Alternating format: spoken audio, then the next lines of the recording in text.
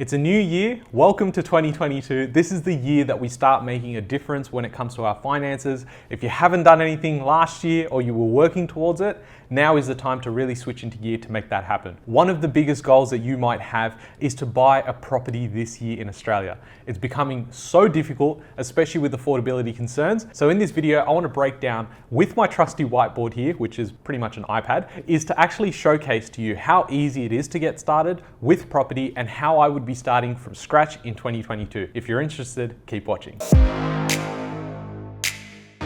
Hey guys, my name's Ravi and welcome back to Personal Finance with Ravi Sharma. If you're new here, smash that subscribe button because I talk about real estate, cryptocurrency, and financial freedom. Now in this video, we're going to go through some of the main points that I think you need to consider before you buy property in Australia in 2022. We've just come off 2 years of huge amounts of growth. If you haven't already, check out this video, which I've got a link in the description below, as well as a video that pops up here around what's happened in 2021 before going through this. It's very exciting when you get into Jan and you're thinking, I'm going to do this, I'm going to do this, I've got my New Year's resolutions, but we need to take time and just calm down.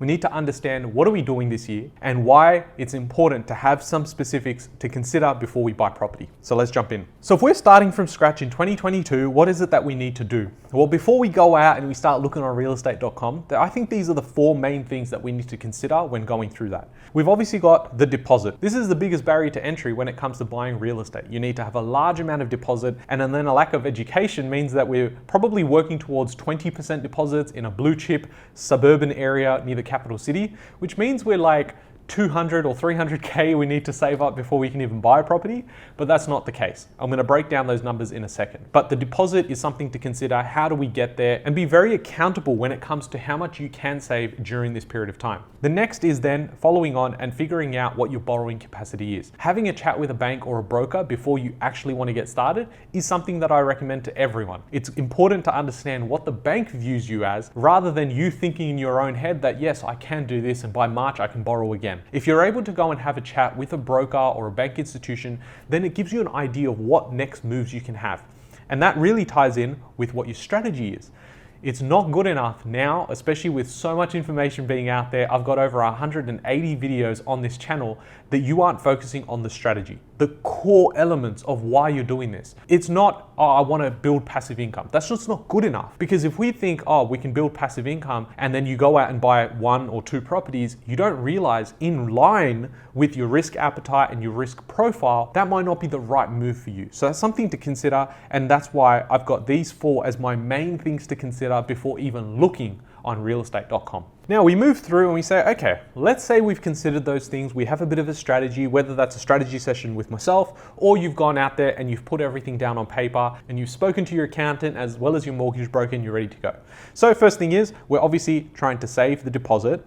We then are going to refine the strategy before we even start researching. This is very important. You need to refine the strategy and look at not just the best case, not even the moderate case. We've got to also consider the worst case. This is why I personally didn't go down the path of getting a first home buyer's grant, buy a property for myself and thought, hey, this would be a good idea. Why? Because as part of my risk profile, I didn't really want to have a liability being a house or a unit where I didn't have income coming through. And it relied on my income from my salary to really hold that mortgage and be able to make those repayments. That to me was too much risk. I see a lot of people going out and taking a 98% loan or 95% loan against a house just to get in. And this is where I think it really comes down to your strategy of going, well, if you do want to own a home, doesn't mean you need to buy the house straight away. You can go and say, well, I can live in areas I like by renting, invest my money in growth assets, whether it's crypto, shares, or real estate, and then come back around in 3 to 5 years when I know a little bit more about myself, what I want to do. If I'm looking at having kids and starting a family, I know what I'm getting myself into versus going in, buying a house because everyone just told you that was a good idea.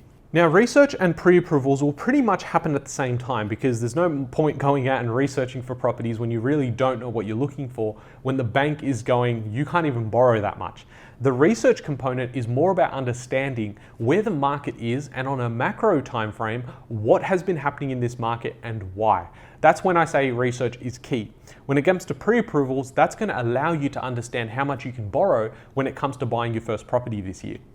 Once we move from there, we can go into actually purchasing the property. Now, the buying process for anyone that hasn't been through it can actually be quite confusing, but if you have the right people around you, it can be quite easy. For us, we deal with a lot of clients that come in and they've never bought property before. They come in and we walk them through that process. If you are interested in the buyer's agency, there's a link to the website where you can find out more information as well as book a strategy session in the coming weeks. So let's say we've gone out and we've done all those things. We've got the strategy, we know the risk profile. We're going out there and purchasing property. What do the numbers look like? Well, I've got a video here that describes all your upfront costs as well as your deposit amounts. So definitely go check out that video. It does give you a clear picture of what goals you need to work towards. And I'll leave a link over here as well as in the description below. But essentially, if you're coming in and you've got $70,000, I can buy my first property in Q1 of 2022. You go out there, you find the right property and you purchase the property. Now, if you've got a buyer's agent, obviously this process is a lot easier, but it's not impossible without one. Then from there, you've gone, okay, well, I'm gonna focus on really building out my wealth. And how I'm gonna do that is I wanna buy more real estate.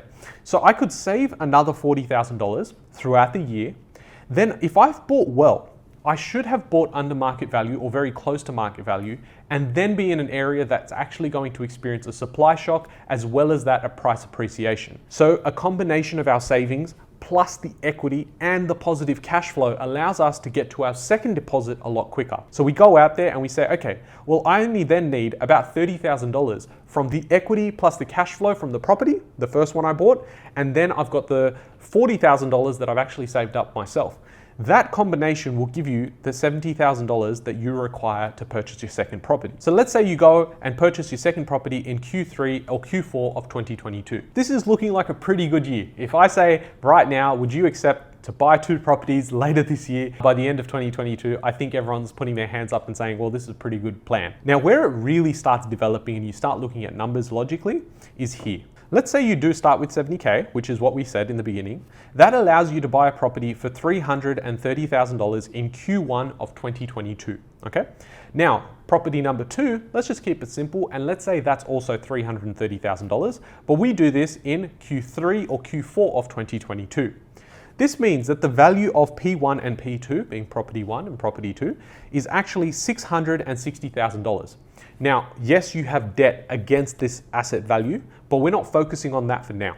What we're focusing on is the true asset value. And this is why the rich get richer, because they understand how to use debt efficiently. I'm not saying go out there and take on heaps amounts of debt. Obviously, I can't give you financial advice because I don't have a fancy piece of paper that apparently tells me that I can and can't do those things. But what I'm saying is that we need to understand that what we got taught around debt and taking on debt is a bad thing is wrong. If we know how to use debt like the rich do, then we're able to attain huge amounts of wealth quite quickly. It's very important to have your strategy, having your risk profiles and emergency buffers in place before going down this path. But if we go down this path and we say, okay, well, option 1 is the $70,000 I've saved to purchase my first property, plus the $40,000 I'm going to save later this year, would mean that I'd have $110,000. With the $110,000, if I didn't buy property, if I've been taught that, hey, debt is bad, I don't want to get debt, I'll go down the path of buying ETFs because that's what everyone on TikTok's been saying, well then I'm averaging about a 7% return.